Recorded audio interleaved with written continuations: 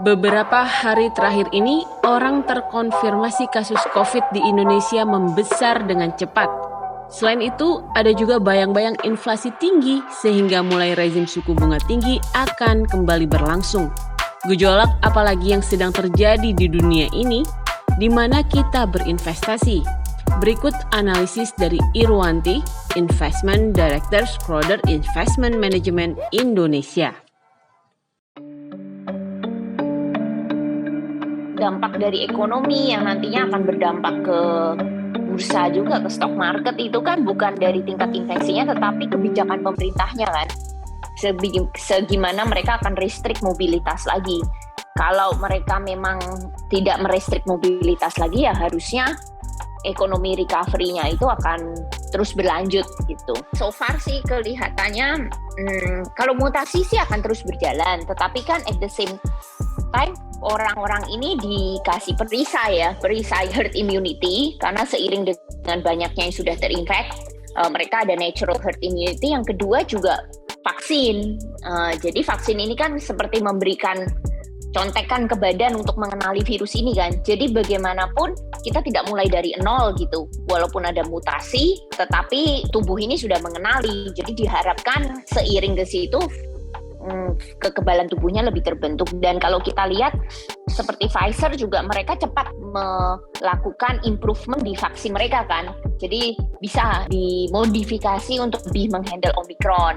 Jadi tidak mulai dari nol gitu, tidak mulai dari level yang tidak tahu sama sekali. Jadi kita harapkan ke depannya itu lebih seiring gitu. Jadi action pemerintah, action dari medical response, action dari tubuh dengan vaksin dan virusnya itu bisa lebih seiring. Dan kalau kita lihat juga di beberapa belahan negara sekarang sudah masuk ke program regular booster. Jadi dikatakan bahwa booster ini bisa diulang tiap 4 bulan. Nah kalau seperti itu sih akan lebih baik ya, karena imunitas ini kan menurut research kan akan ada 6 bulan. Jadi orang-orang terus diberikan imunitas untuk menghadapi mutasi-mutasi baru.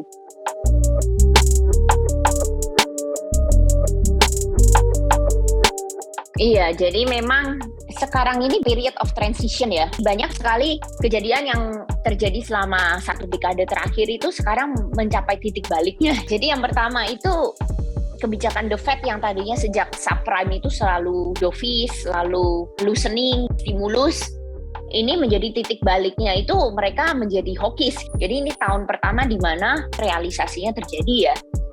The Fed itu menjadi hawkish gitu. Jadi memang ini sangat menarik dampaknya terhadap investasi ya, karena yang tadinya suku bunga turun terus sekarang suku bunga either flat atau bisa naik. Jadi memang kekhawatirannya awalnya itu kenaikan suku bunga hanya 3 kali, tapi karena tingkat inflasi yang tinggi itu the Fed itu kemungkinan bisa melakukan 4-5 kali begitu. Nah itu cukup itu yang menyebabkan global market bergejolak karena ternyata the Fed melakukan kenaikan suku bunganya lebih cepat ketimbang ekspektasi awal. Nah, apa yang men-trigger Fed melakukan ini ya tentunya yang pertama inflasi ya, karena inflasi kan sebelumnya itu turun terus ya, tapi sekarang sudah mulai ada tekan. Tapi kita harus bedakan ya, ada 2 menurut saya, ada short term inflation, ada inflation yang lebih sticky. Nah, short term inflation ini awalnya dari mana? Dari COVID, karena sejak adanya COVID, supply chain global itu amburadul.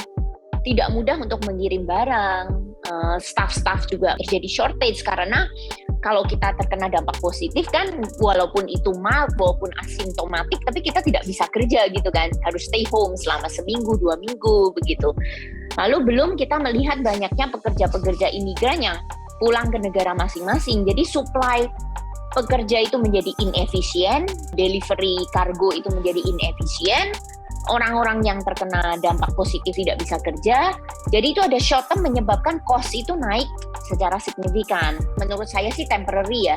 Jadi kemarin kan data inflasi yang keluar 7% ya, itu paling tinggi selama 39 tahun terakhir. Tapi itu pasti akan melandai ya. Seiring nanti kalau seandainya COVID kita bisa lewati, itu nanti global supply chain flow-nya itu akan lebih baik, pekerja juga bisa mulai kerja. Jadi itu yang menyebabkan angka 7% itu tidak akan selamanya, mungkin akan turun ke 3-4%. Tapi ada juga sticky inflation karena ada dampak stimulus monetary yang kemarin yang sangat banyak, itu menyebabkan aset inflation. Jadi beberapa cost mulai naik, lalu commodity prices juga naik, dan itu sepertinya sticky karena tidak adanya investasi di CPO selama beberapa tahun ke belakang karena moratorium, lalu tidak adanya investasi di batu bara karena orang melihatnya tidak green, sehingga supply itu tidak bertambah tetapi demand mulai bergeliat. Kita lihat kan harga komoditi turun banyak selama 1 dekade terakhir, ke depan kita lihat mungkin akan flat ataupun lebih tinggi. Nah itu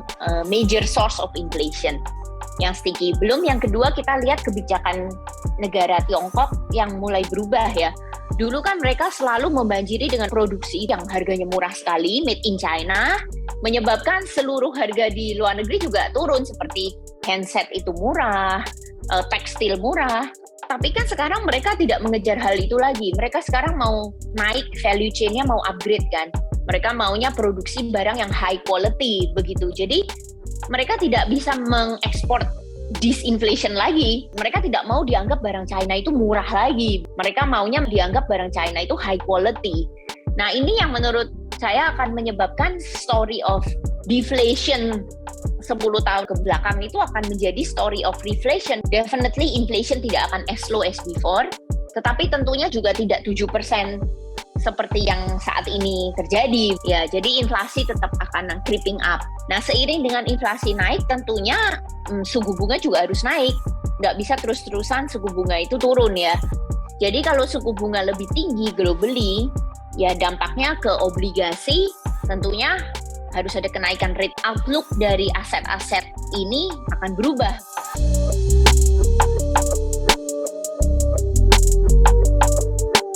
Tentunya kalau obligasi itu akan berdampak langsung ya, negatif, karena fixed interest rate ya. Jadi kalau situasi suku bunganya naik, tentunya akan langsung dampaknya terhadap fixed income gitu. Kita harus mencari aset-aset yang bisa handle inflation.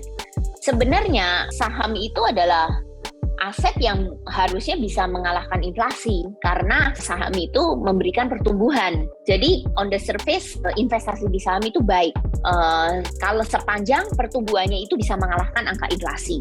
Jadi secara aset class memang kita melihat saham memberikan outlook yang lebih baik ketimbang fixed income. Tetapi yang perlu kita perhatikan bukan berarti Indonesia itu langsung beresiko ya, tetapi mungkin lebih global fixed income yang beresiko karena di luar negeri itu negatif real interest rate. At least kalau Indonesia itu kan masih positif real rate. Jadi kita masih ada sedikit cushion dibandingkan dengan global bond market ya. Tetapi tentu akan ada impact kalau global bond marketnya sell off ya, pasti Indonesia juga sulit untuk perform ya. Jadi saham akan menjadi aset kelas yang lebih immune seiring dengan inflasinya itu mengalami kenaikan.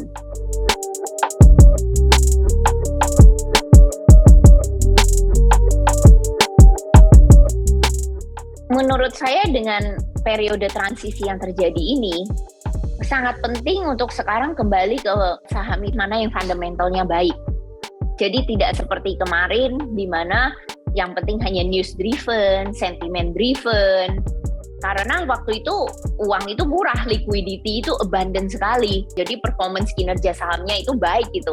Seperti di luar negeri pun seperti itu. Saham Tesla bisa naik signifikan, Netflix begitu kan. Akhirnya ya uang-uang ini seperti not a smart money gitu. There will be trigger point di mana keadaan berubah. Kenapa kita selalu bilang transisi? Kemungkinan sekarang adalah titik balik dari perubahan itu, di mana uang-uang ini kan diserap. The Fed akan kontraksi kan balance sheet-nya. Jadi cost of money akan naik dan tentunya likuiditas akan berkurang. Nah ini orang akan menjual saham apa? Tentunya saham-saham yang gain-nya itu udah tinggi kan. Saham-saham yang ternyata secara fundamental mereka sangat rely on new funding begitu. Jadi tentunya ini at risk gitu. Jadi istilahnya kalau investor analis bilang valuasinya yang aja naik, tapi sebenarnya earnings growth-nya nggak naik begitu. Apakah small cap ini yang akan terus rally? Nah, menurut kami saat ini udah lebih baik untuk go defensif. Karena banyak dari small cap ini ada yang baik juga, tetapi banyak yang di-fuel oleh hype. Sehingga akhirnya seperti ya digital banking hype, teknologi hype, itu yang menyebabkan ini kinerjanya sangat gila-gilaan dari small cap menjadi big cap.